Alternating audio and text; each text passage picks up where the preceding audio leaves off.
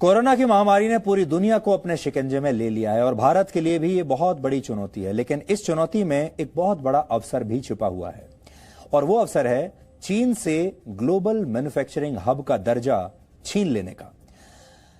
जानकार मानते हैं कि अब कोरोना महामारी नियंत्रण में जब आ जाएगी तो भारतीय अर्थव्यवस्था के लिए कई अवसर इसके साथ ही आएंगे, क्योंकि जो अंतर्राष्ट्रीय कंपनियां इस वक्त चीन में हैं उनके बीच एग्जिट चाइना मंत्र यानी चीन से निकलने की सोच मजबूत होती जा रही है।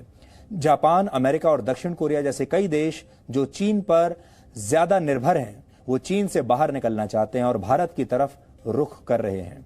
अलग अलग रिपोर्ट्स के मुताबिक चीन में इस वक्त काम कर रही करीब 1000 अंतर्राष्ट्रीय कंपनियां अब भारत को अपना नया ठिकाना बनाना चाहती हैं। करीब 300 कंपनियों ने भारत में अपनी फैक्ट्री लगाने को लेकर पूरी तैयारी कर ली है और इसे लेकर भारत सरकार से बातचीत भी काफी आगे बढ़ गई है, जिनमें प्रमुख तौर से मोबाइल फोन बनाने वाली कंपनियां हैं, इलेक्ट्रॉनिक्स, मेडिकल डिवाइसेस, टेक्सटाइल्स और सिंथेटिक फैब्रिक्स जैसे सेक्टर्स में काम करने वाली कंपनियां शामिल हैं।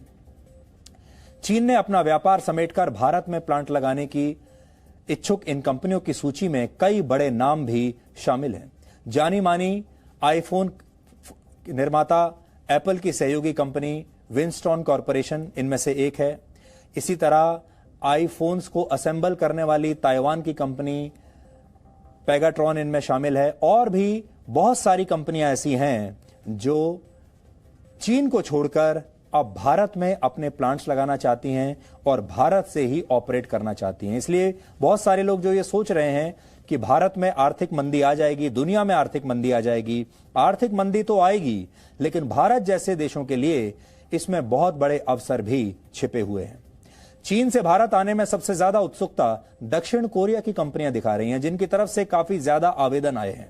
जापान ने तो अपनी कंपनियों को चीन से बाहर अन्य देशों में अपने प्लांट्स और फैक्ट्रियां लगाने के लिए $2 बिलियन यानी करीब 15,000 करोड़ रुपए की मदद देने का भी ऐलान किया है। लेकिन आखिर भारत में ऐसी क्या खास बात है जो ये सारी अंतर्राष्ट्रीय कंपनियां अपनी तरफ आकर्षित कर रहा है? इसकी एक बड़ी वजह क्या क्या है आपको बताते हैं।